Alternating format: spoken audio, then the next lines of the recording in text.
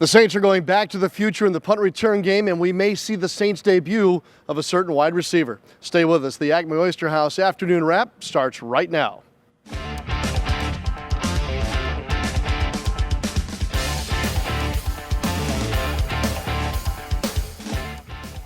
Saints-Falcons week continues. Hi again, everybody. Welcome into the ACME Oyster House afternoon wrap with John DeShazier. I'm Sean Kelley. Greetings as always from the Oshner Sports Performance Center, where earlier today the Saints again practiced indoors in preparation for Sunday's game against the Atlanta Falcons. Always some kind of a news regarding injuries. Tommy Lee Lewis, as you know, now placed on injured reserve. John, that has some ramifications, not only at wide receiver, but special teams too. Well, it looks like there's going to have to be some corresponding news because Tommy Lee Lewis was your primary punt returner. He's also a receiver on this team, so now you got to have some changes at punt returner. Looks like it's going to be Ted Ginn Jr. Maybe some changes at wide receiver, and that might mean Cameron Meredith finally gets an opportunity to play in a regular season game. Yeah, no doubt. Let's start with Ted Ginn Jr., who, of course, has handled these duties before. He's a vet. He seems to be up and ready for the challenge starting this weekend. Are you looking forward to the challenge? Oh, yeah, for sure, man. This is football. Why not? You know, you want to get your hands on the ball in every way. You know, just like I said before, through over the time of last year and this year, you know, different situations that happened where we had different guys that can do it, and they did it, you know. And now that it's on me, and it's definitely on me, you know, I'm ready for the challenge. Sean already put the gas can in your locker, or you? No, not yet. It's coming, though. I don't know what day, but I know he told me he was going to put 2 in there, so it's on the way. All right, meanwhile, as you mentioned, there's got to be something that happens at wide receiver too. Thankfully, it looks like number 81, Cameron Meredith, is finally ready to go. Yeah, he looked good in the last preseason game. That was preseason game number 4 against the Los Angeles Rams. However, playing the preseason game, the 4th one especially, against a bunch of guys who are going to get cut by the other team, might not be a great barometer of the progress Cameron Meredith had been making. And obviously the coaching staff believed that progress was not enough. He didn't have a whole lot of reps, a lot of time on task with the offense. So he's trying to round in the form, and it looks like he might finally be there. Yep, Cameron Meredith, of course, coming off the significant knee injury and then ensuing surgery, has been patiently awaiting his turn. Hasn't been easy here in the first couple of weeks.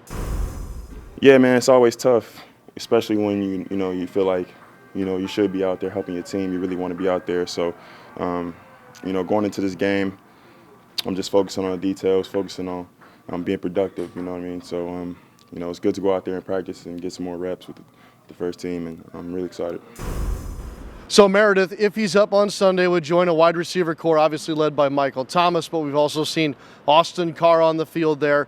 Perhaps we'll see some Traquan Smith, too, starting this weekend against Atlanta. Let's switch over to the defensive side of the football. Always great to catch up with another Cam. That's Cam Jordan, one of the captains on the defensive side, JD. Yeah, all-pro defensive end. And Cam Jordan was saying, really he wanted to see some defensive improvement from this team this season. He was talking about being a top 10 ranked defense, and not necessarily in yards allowed per game, but we're talking about points, because that's the most important statistic.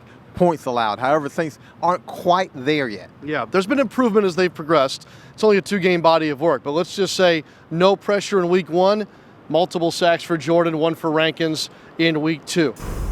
Kim, you said during the offseason you felt like this defense was going to kind of round into shape after a couple of games. I did say that.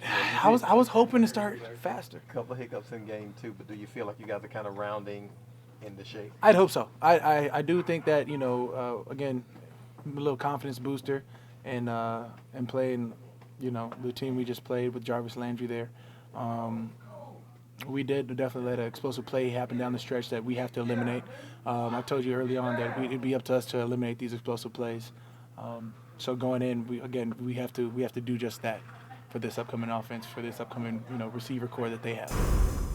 And certainly more pressure would be a good thing. When the Saints have had success against the Atlanta Falcons, they're putting pressure on Matt Ryan. And of course, Ryan had phenomenal numbers last week.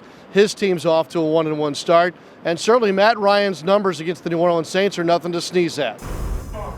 We've got our work cut out for him, because we all know that he likes to release that ball quite fast.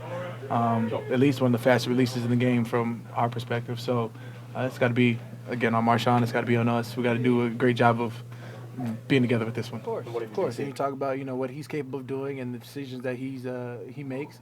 It's got to be on us to try and affect that pocket so he can't step up into it. We all know he likes to step into his pocket.